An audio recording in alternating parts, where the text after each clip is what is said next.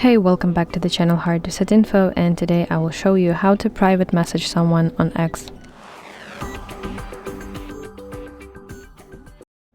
So before we start, I need to mention one important thing, that on X you can only DM people who follow you or who have their DMs open to everyone.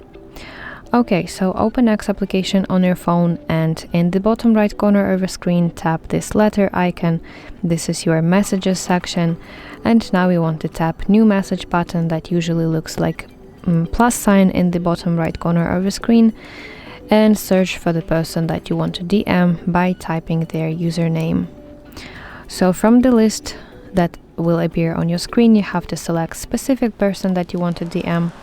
Tap it, and this will redirect you to chat with this person. And finally, in this text box you want to type your message, and finally when you're ready to send it, just hit send button that looks like paper plane icon.